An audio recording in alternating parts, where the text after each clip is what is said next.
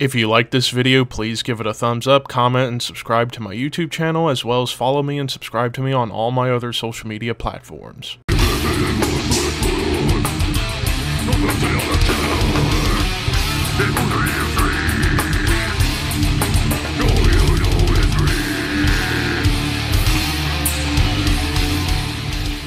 What's up, Thrashers, and welcome back once again to the Thrash Maniac 99 YouTube channel, and I am back with yet another review for you guys. And today, to finish off the full reviews before Under the Radar tomorrow, I'm talking about the debut album from LA-based melodic death metal band Upon Stone with Dead Mother Moon. This comes out also on January 19th on Century Media Records, so this is the band's debut album. So I got curious to check this one out because it's a debut, and I'm curious to see how bands fare with their first effort. And I've been needing to check out some more modern melodic death metal bands that aren't In Flames derivative or anything like that. Like more of the proper melodic death metal where it's still aggressive and brutal but still retaining great melody. And spoiler alert, this album does a damn good job at pulling that off. But anyway, so yeah, this is, like I said, LA-based band, melodic death metal, and already on a big label, Century Media. So I guess their one EP that came out in 2021 kind of got them a little bit of buzz and signed to Century Media Records. And here we are with their debut, kicking things off with the title track, and right out of the gate, one of the big influences you're going to hear across the entire album, lots of old school At the Gates worship on here, like mainly albums like, I would say, Terminal Spirit Disease and especially Slaughter of the Soul. But what's cool about this album is that while it does pay homage and tribute to the old guard of things, they also like to throw in other old school elements that aren't all the way At the Gates. Like, hell, the guitar tone on this album, and even the production, it's raw, it's gritty, it almost feels like more closer to a early Swedish death metal recording. And even the guitar tone, I believe they're using the HM2 on this, I could be wrong, but it sounds pretty close to like a Boss HM2 tone, so you're obviously going to get that Swedish death metal sound all throughout this if you have a variation of that tone. And yeah, the riffing on here feels very much like old school melodeath, like At the Gates, and maybe even like early Edge of Sanity, I could argue. But then it gets into these like more Swedish death punky moments with like D beats and like more punky style riffs, but tasteful melodies and blast beats. And of course, one of the big things that you're going to love about this album, the guitar solos and the melody lead lines, they're just mwah. They're absolutely perfect. They are just like the spiciest meatball you could ever eat with spaghetti. Okay, I'm done trying to be Italian, but you get the idea. Like, the solos and the leads are just gorgeous, and they're able to really showcase the guitarist's ability to really shred and even provide some atmosphere. And then, of course, another thing you'll get on some of these songs, like here on the title track, and then also in My Destiny, a Weapon, as well as even the song The Lantern, and even the interlude track Nocturnalism, some beautiful and soothing clean guitars.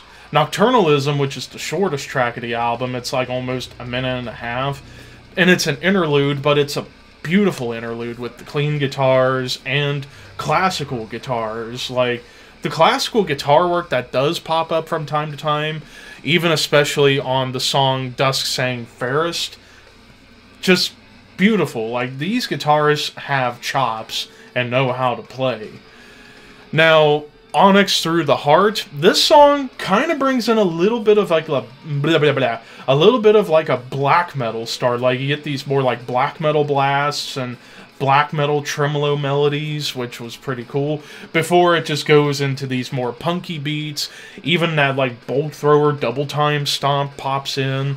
My Destiny, a Weapon, this song starts off with more of that old school Swedish death metal style, like Entombed and Dismember, with the riffing and the drumming going on, but it does get a little bit epic.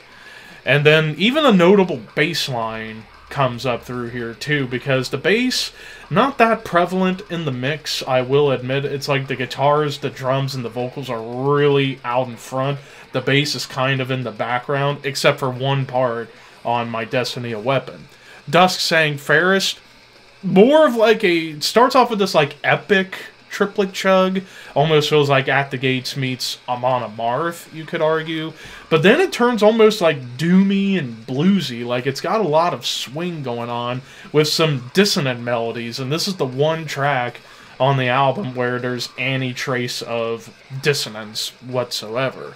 And I do love how, after the gorgeous classical guitar section, it gets blasty and epic. However, and this is one of the problems I have with this album, it kind of ends before you thought it could go further. But Paradise Failed, which features guest vocals from Brian Fair of Shadows Fall, this one feels closer to Amon Amarth in the beginning with that more melodic double time stomp, but you do get some like punky D beats but soaring tremolo melodies. And the first time you get harmonized leads or harmonized riffs, which you get more of those harmonies, especially later on. And then, of course, Nocturnalism. To Seek and Follow the Call of Lions, very thrashy. Like, this almost feels like if Entombed and At the Gates had a child. But the melodies feel more epic and battle-fueled, like as if this could be something you would hear in like a medieval times war or something like that. And you even get a really cool Iron Maiden gallop towards the end of it. And then the big one, The Lantern, the longest track of the album at a little over 5 minutes. Man, this song has so much going on. Epic triplet gallop, very much in that At the Gates feel. Soothing, clean guitars, it gets thrashy. Some chugging riffs with a nice galloping rhythm. Beautiful harmonized melodies and ripping leads. And then towards the end, the harmonies and the rhythm that's going on with synths feel closer to Amorphous, which is pretty cool. Now, the album does end with a cover of Dig Up Her Bones by the Misfits. Not a terrible cover, but personally, that was one of the issues with the album. While it's a solid cover, I personally would have left that off and maybe extend on some ideas on some other tracks. Like I said, the way that Dusk Sang Fairest kind of ends before you thought it could go in the next ear, perhaps. And that's kind of the case, because a lot of these songs are really short, like over 3 minutes. So I get they're going for short, straight to the point, short, sweet to the point, I should say. But I feel like after, especially on songs like Dead Mother Moon, Dusk Sang Fairest, those songs I felt could have benefited if after the clean or classical guitar parts, they could have extended the endings out a little bit more to really end on a big crescendo. But overall, this is a pretty damn good debut. I'm going to go ahead and give this a 3.5. I think this is better than the Rib Spreader album for me because, holy crap, for a newcomer in the melodic death metal world, they went raw and gritty, and I loved it. And it's bordering on a 4, but I'm going to go 3.5 because could have left a cover off and they could have extended a couple of these songs lengthwise to explore a little bit more. But of course, that's just my opinion. What did you guys think of Dead Mother Moon by Upon Stone? Let me know in the comments, and until next time, keep your horns high and your dreams wet.